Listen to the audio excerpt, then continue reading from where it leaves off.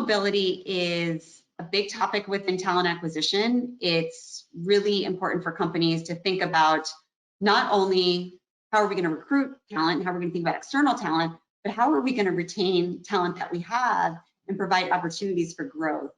The two go hand in hand, and I think for a long time we were separating internal mobility and saying this isn't part of talent acquisition. We're seeing that change a lot over the past year, and it's not always with open arms. A lot of talent acquisition professionals don't necessarily want to be responsible for internal mobility, which is understandable when you think about, this feels like maybe extra work or a whack-a-mole situation where you're just filling one position and then you have to backfill another. But internal mobility really provides great opportunity for organizations. We've got, the Great Resignation, we've got a labor shortage. It provides an opportunity to not only support talent acquisition, but to support retention efforts as well.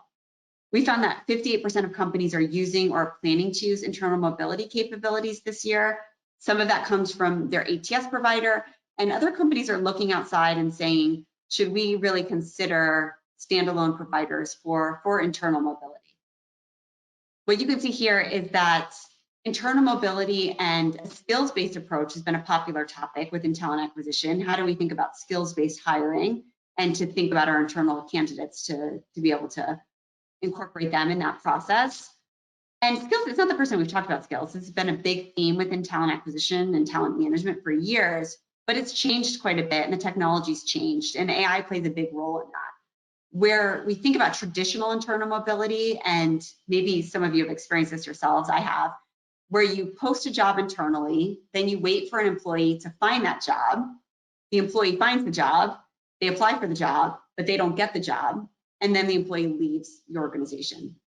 I was talking to an organization and they have a very strong internal mobility program where they say about 40% of their hires are internal candidates, but they found that 68% of their internal candidates that don't get the job leave.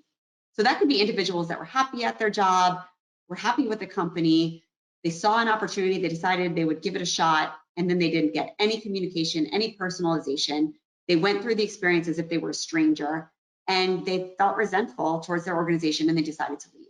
So that's how internal mobility is done at a lot of organizations, and that doesn't necessarily bring any positive results.